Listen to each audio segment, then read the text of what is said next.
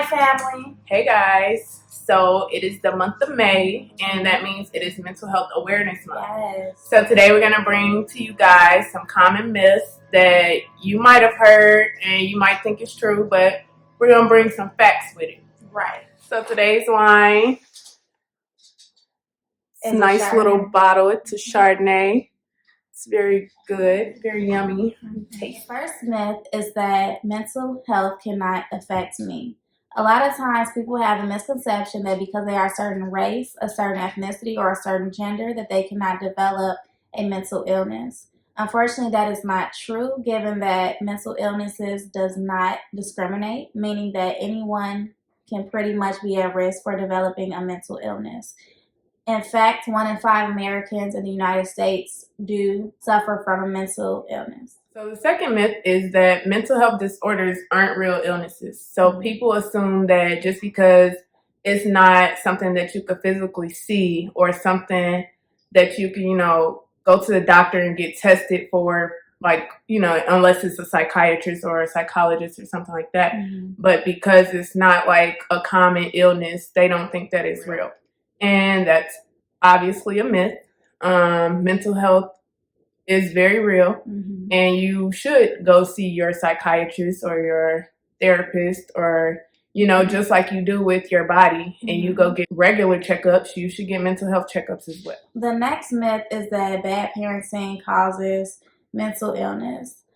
This is not true. Although parenting does influence a person's view on themselves, their development in the world, it does not cause mental illness. There are certain things that can trigger or can put a person at risk for developing mental illness, which is severe trauma or drug or alcohol abuse. So the next myth is that people with mental health disorders are dangerous. So it is not common that people with mental illnesses are violent. That's not true. And I know a lot of people assume that, you can't get through to that person, so they automatically think that you're violent because they can't really communicate what they need from you. And when they're triggered like that, it's kind of hard to talk to them. Mm-hmm. And so you might assume that they're being violent, but they need the help. They need the support. And sometimes they might feel like they're not getting it from the people that they need it from. Yeah. So I know a lot of people that have mental illnesses tend to become angry.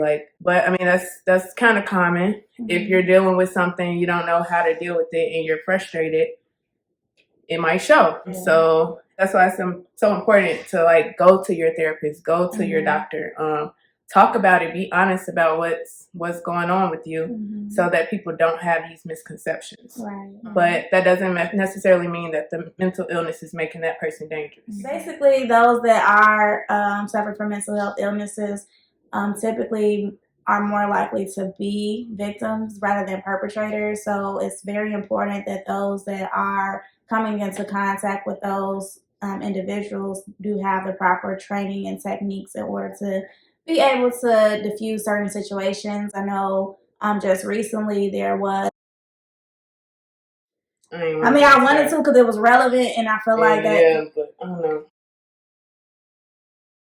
Situation. There's no reason why that man should have been on that train tracks for that period of time, or lost his life. So the next myth is that mental illness is an excuse for poor behavior, which is not true, given that most of the individuals who suffer from a mental illness are not able to control their behavior, especially those that suffer from serious mental illnesses such as schizophrenia, bipolar, or major depression. In the brain, there is a chemical imbalance in which it is more difficult to make certain decisions and do certain things. The next myth is that mental illness is a sign of weakness. So this is a myth, obviously, because why would anybody think that that's a sign of weakness? It's just like someone who has cancer. You don't want to tell them that because they're sick, they're weak. It's actually, I feel like people that deal with mental illnesses are stronger than we think, because they're dealing with that. Sometimes they feel lonely. And so they have to have the strength to pull themselves out of certain situations and certain triggers that they're having.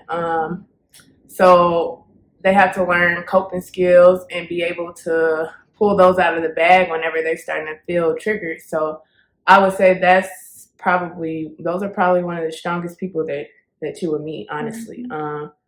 It's just rude to say that somebody is weak because of something that they're going through. And you want to always make sure that you're supporting those people, because you never know, saying that they're weak, that could be a trigger for them. And because they could feel weak, and that could be a trigger, and they could go and do something that, God forbid, like commit suicide or something. But you never know what some of the mental illnesses are struggling with. You never know what they're dealing with when they're by themselves. So be kind, choose your words wisely. Right. I think a lot of times people equate vulnerability with weakness, and it's never, it's never a sign of weakness, because you want to be able to get some help and talk about certain thoughts and feelings that you're experiencing. All right, so that's this week's video on myths within the mental health field. Catch us next week for more myths.